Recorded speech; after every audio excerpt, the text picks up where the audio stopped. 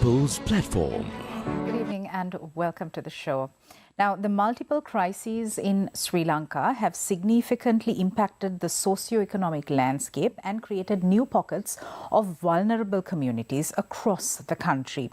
However, Sri Lanka has since embarked on a journey of recovery and revitalization.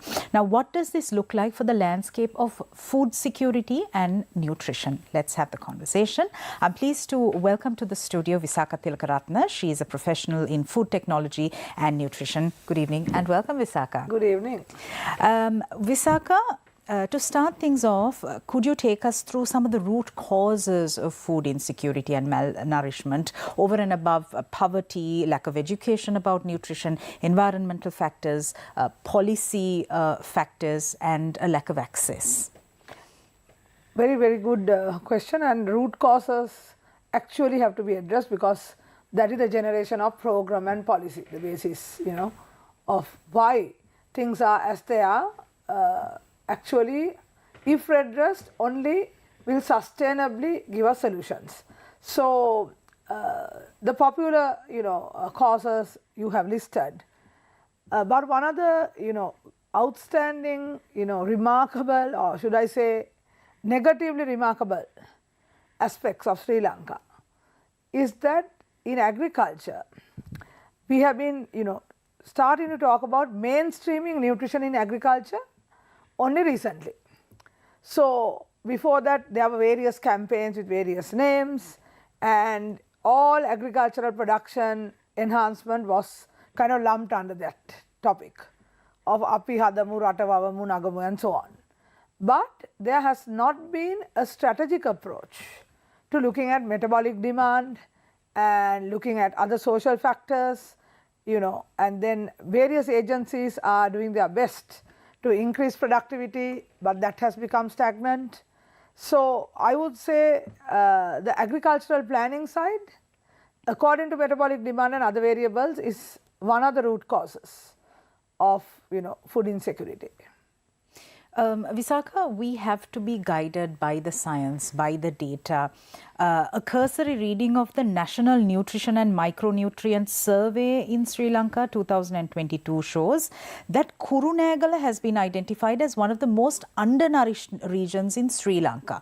Could you take us through some of the key findings and literature that is encompassed in this report? Yes, it's a very good report after many years, and it touches on multiple micronutrient deficiencies. And it's interesting that, as you said, Kurunegala is identified. Kurunegala is the district with the largest number of divisions in this country, and with larger variations according to proximity and development as a result. So, you will have a very arid area in Kurunegala, and then you will have a fairly intermediate kind of a zone, though it's identified in the ecological zone of dry intermediate. That is one of the things. And also the inequities of development in the districts with large numbers of such divisions. This variation is very high. Now, to talk about the evidence, it is very difficult because the causal analysis of why these things are as they are has really not been analyzed in the recent past. In early years, especially the World Food Programme introduced the concept of vulnerability analysis mapping, taking into consideration all indicators and then seeing upon overlaying these indicators what were the most aggressively undernourished areas. Today that exercise continues, but unfortunately there is a kind of a disconnect in the agricultural planning process and vulnerability. And the third pillar that really should be is land zoning, seeing which land piece fits the crop the best. And in Sri Lanka we have a lot of these things, but these are attempted in bits and bobs. It all has to fit into one plan, very frankly. So, I would say, to give you a short answer, the causal analysis is not yet done, and without the causal analysis we cannot plan. currently the government has started to engage, and it's a very heartening piece of news that the multi-sector action plan on nutrition has commenced, but that plan too needs a lot of situational assessments to actually bring the correct kind of solutions according to the causes. Right. Visakha, now certain groups of the population are disproportionately affected by food insecurity and malnutrition. Talk us through the cultural, social, economic factors that sort of intersect and exacerbate the situation so that we can better understand the realities. Yes. Now, when you talk about social and economic groups, and this we have the evidence on this, the most vulnerable are the landless labourers of the rural sector, agriculture sector, who have no access to their own land. And the others are, of course, the low income settlements in the urban areas. Thirdly, plantations. I would not talk about the plantations in the same vein, as there are a number of initiatives to support the plantation community. However, if I just contain myself first to the plantations, the cost of living also defeats them, because it is difficult for them to grow their own food due to the lack of space, home gardens in the houses that are clustered together. To bring about solutions, the plantation Human Development Trust and the plantation companies are kind of attempting to redress the shelter issue, as well as the idea, abiding with the idea of community gardens to grow their own food. However, the income which needs improvement, even though many family members are earning in each family, and versus the cost of food, is something that is quite contradictory. In the rural areas, yes, fruits and vegetables can be grown, but the new complaint for the last 5 years or 10 years is animal or pest attack or animal attack, especially on fruit trees. So this is now getting to be quite a major issue, but there are solutions which need to be thought out carefully and done in a sustained and planned manner. Yes, vegetables are available, but the defeating factor is the excessive cost of animal protein, and this is not only for the rural areas, even for the urban.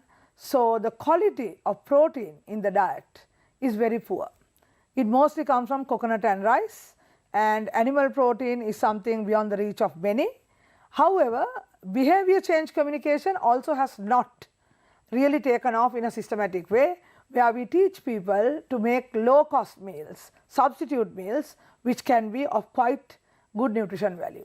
So this is a kind of a nexus between affordability and also education and demand, as well as again the planning for agriculture and food security. So initiatives like that aren't really rocket science, no? They can be done quite easily. Quite easily, and I always say that I am in a field where, though we have cutting edge research, as you very well said, it's not rocket science. But it is also a matter of egos. And I have referred to this in previous programs, in this very same studio, in this very same station. And that is, when advice on planning is given or suggested, number one, there is a reluctance to accept.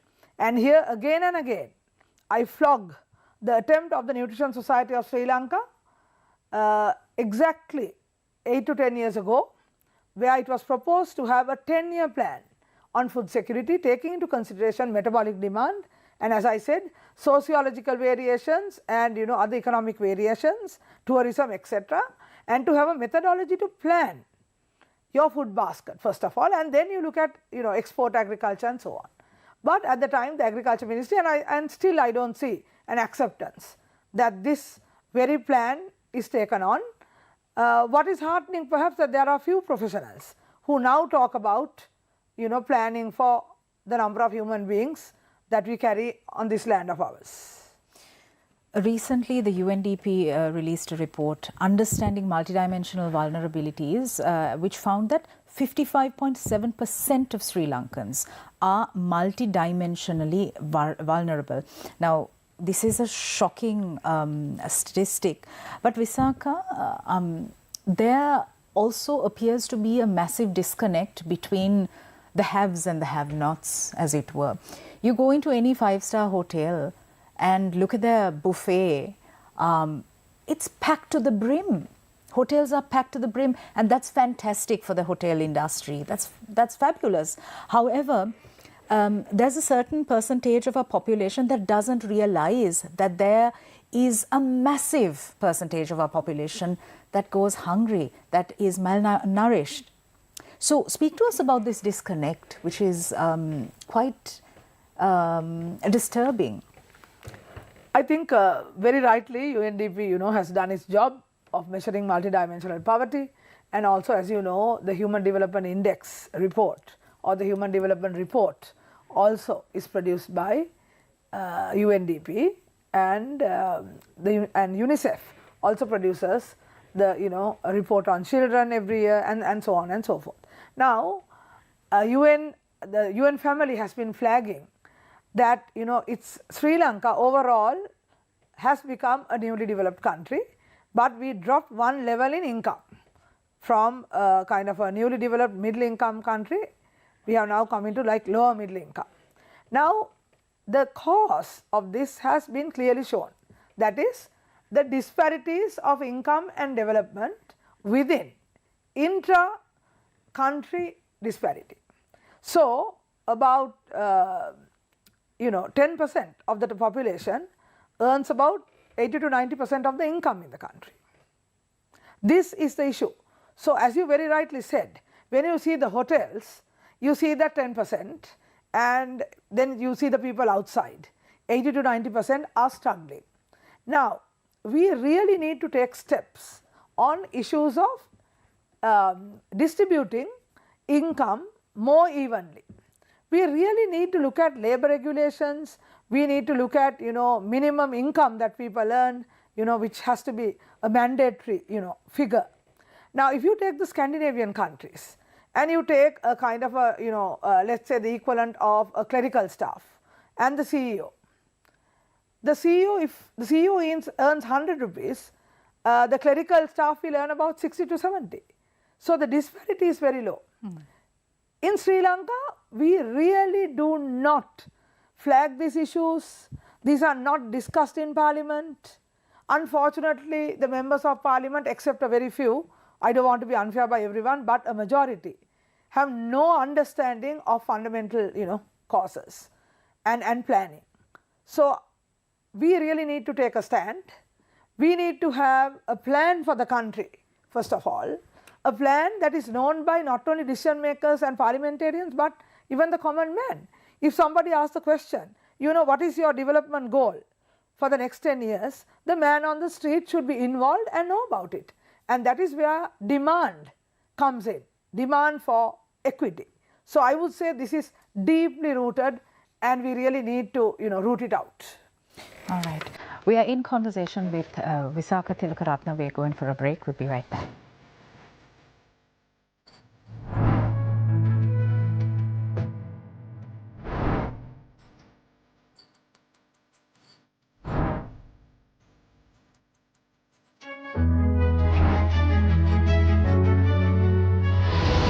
The People's Platform.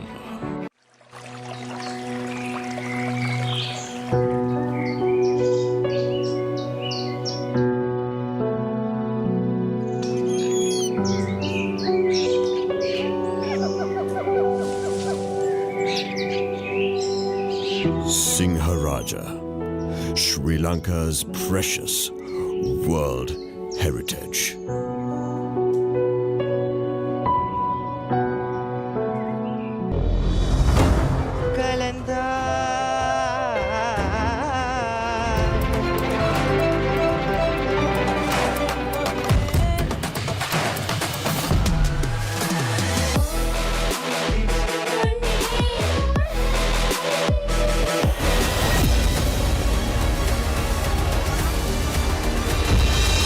Thousands of singers battling for one crown. Shakti Crown.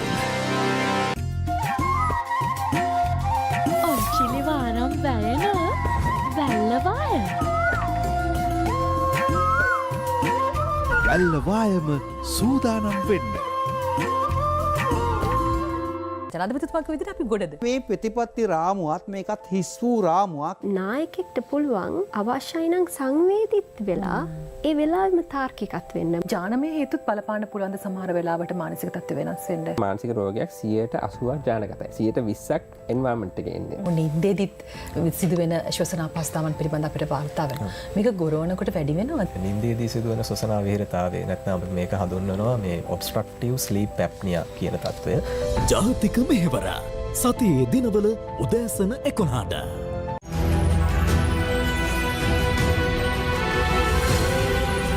TV1 TV for life.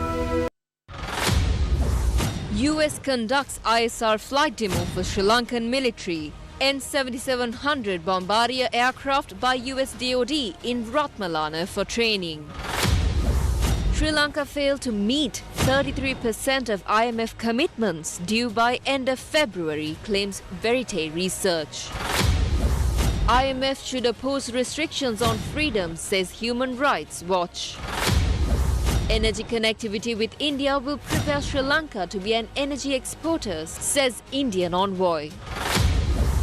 Bodies of victims of shootings in Pittigala and Ambalangoda moved to their residences. Police chief assures justice.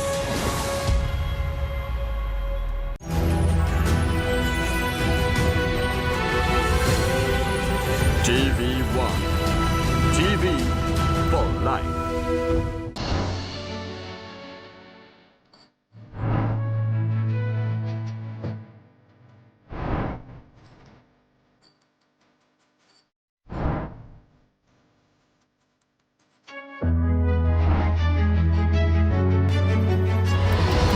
The People's Platform.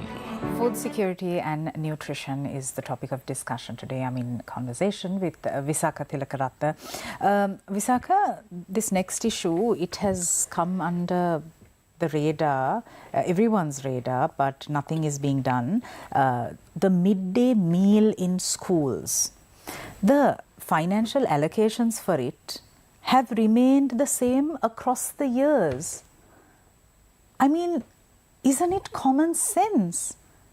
An egg used to cost about 25 rupees, now it's about 57. Why are we doing such a disservice by our children? I mean, I don't know. I really don't know how to pose this question. How do you respond to this? It is actually, I would use a very strong word. And again, to be very frank, this is actually diabolical. Because if you actually see the few who are, excessively supported, and I mean, the variations of convoys, meals, and trips overseas, luxury vehicles, especially of those who are supposed to serve us as volunteers. And when you look at that, and you look at, as you said, the midday meal, you are actually enraged. Now, the objective of the midday meal is not strictly nutrition around the world according to the norms. It is really to retain the attention span of students, get them to go to school, and also, actually get children enrolled in school. Of course, Sri Lanka has no issue with enrollment. But the issue of 57 rupees. Now, we should either do this properly or scrap it. It's done half-heartedly for the popular vote, unfortunately. And our politicians make fancy speeches about everything that the people are going to get. However, it is very simple, Sonali. If you want to give a child a proper meal, the basic minimum, it costs 100 rupees minimum if it is mass produced. Okay. Now today, the Medical Research Institute and various, agroeconomical, institutes have come out and said that especially after this crisis, for a family of 4, you need 52,000 rupees minimum for the food basket. And we are not, saying that this is a highly nutritious food basket either. Okay. So now if you think that there are 2 children in this family and you divide up to 52,000 and the share of one is 13,000 rupees for 3 meals. And then you divide the 13,000 by 3 and you arrive at something like 3,000. And that is 100 rupees a day. So very simply, we have to advocate, and I am part of these networks, we are going to advocate that this has to really be improved. Can we also look at the barriers faced by vulnerable communities in accessing nutritious food? One barrier, of course, the obvious one is affordability, but also the second one is attitude and lack of prioritization. Third is not having practical knowledge. I wouldn't even say knowledge, but practices of preparing food. I don't want to be critical, but a priority in a household is usually, household asset creation. Of course, education is also emphasized, which is a good thing. However, there is overemphasis also sometimes. And then, of course, on gold jewelry, which is a key asset. Of course, it can be pawned and it's a source of temporary income. So we really need to address this in two ways. One is enhancing livelihoods and income. One is behavior change communication. Just now, the Ministry of Health Nutrition Division has prepared a little booklet how to achieve your food-based dietary guidelines, which are mandated by the country through low cost and substitute means. Right. But a book is only a book, and we need to have everyone talking about it actively to internalize it among the community. Let's also discuss the importance of developing targeted interventions and policies to address food insecurity and malnutrition effectively. Yes. Now, even though the children are the most important segment, as they have a long way to go and to grow, for your question, let me take the example of the neglected, the elderly, for instance. Now, targeted approaches for the elderly, and we talk about, as I told you, the multi-sector action plan on nutrition. Nationally, now, by the way, we are doing training to send it to the districts and to the divisions. How do you actually target the elderly? Through the multi-sector approach to address multi-causality. Now, the elderly, a recent report says that a higher percentage in any age group, taking the elderly, they are the poorest. Actually, over 50 to 60% of the elderly do not have a regular means of income. So, either we address pension schemes, social protection, that has to go before anything. And the elderly are also sick, and a large amount of their income goes on medication. So we really need to look at food and reasonable cost of food, income for the elderly, then also procurement. Sometimes they find it difficult to access. So what are the plans? I mean, is it meals on wheels, or is it that a mobile vegetable or food cart comes around? Number 4, processing and cooking. Are they able to do it? Who is going to look after? Now we have the public health midwife to look after the pregnant and lactating mothers mainly, and the under 5s, and of course family planning, etc., etc. For a long time, it has been suggested by the bureaucrats, especially in social development and mental health, that we have a social worker for the elderly. So if I take the target group, you can see we have just mentioned the basic minimum. But without a multi-sector approach, we cannot really address any age group. Sure. How can community-based approaches help in this initiative? Yes. Now, in all these initiatives, we have a number of committees that are mandated again at community level. The Village Multi-Sector Committee on Nutrition, the Child Development Committees at different levels, etc. However, most of the time, they are without a terms of reference on what to do. They are not capacitated on the minimum that they have to do. It is actually the good sense and the good heart of our people that sees that a villager does not go hungry, or even a dog or cat does not go hungry. But all these things are mandated by policy and needs to be activated. There are very good approaches. Community-based organizations, NGOs want to do their best, but there has to be some sort of a concerted plan which says, look, come onto this platform, you take this share of the plan. So we need to get right down to grassroots and also revitalize. There's a very good circular and a plan by the government, again not activated, on revitalizing food security and nutrition committees and centers at village level. Now those would ensure self-sufficiency, at least to look after all those who need it at the village level. Again, it is on paper but needs to be activated. Wow. So what must the government now do in this respect? The government has to look at optimizing resources, number one. Number two, to have a proper plan, not only for nutrition, for all important sectors like Malaysia and all these countries, which even India, which launches 10-year plans, and there is a very good monitoring and evaluation mechanism. So we really need to strictly monitor evaluation. So there are 3 pillars: planning, resourcing, monitoring and evaluation. If that is there, people will get into action. And finally, Visakha, with respect to food insecurity and nutrition, I mean, how terribly are we doing? What more needs to be done? To be fair, we expected a very difficult crisis, but somehow, due to various natural and other factors, especially even philanthropy, and even though I do not agree with cash transfers done by the development agencies, that social protection helped. So we did not come into that crisis situation that is urgent and sudden and acute. But as I said again in an earlier program, we are in a lingering emergency. Okay. So underneath the surface, there are lots of gaps and lapses and deprivations. So as I said, we need to, in any community, earmark the most vulnerable, and all these multi-sector activities have to be targeted to the most vulnerable. In Sri Lanka, at any moment, there are at least 25 to 30% households who need help with food security, with income, and and therefore to address their over or under. Even overnutrition sometimes is a symptom of a poor household that is eating empty calories.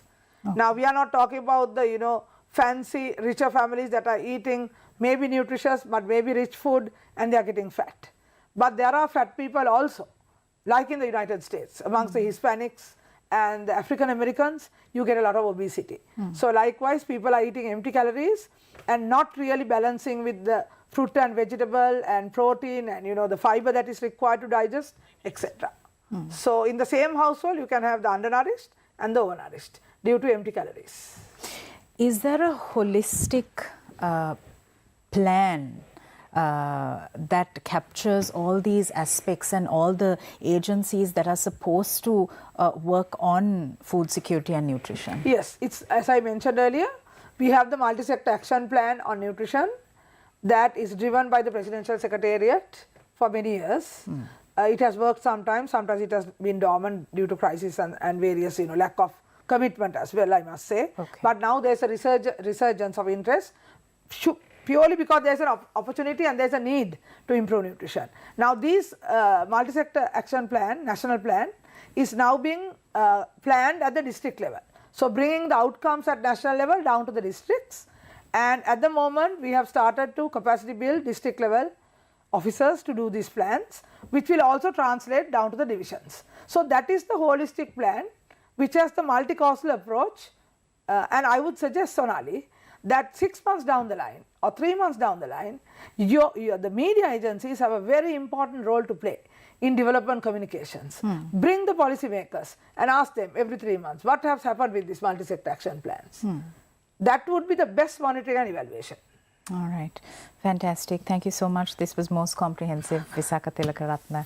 Thank you for watching us. We'll see you again tomorrow. Good night.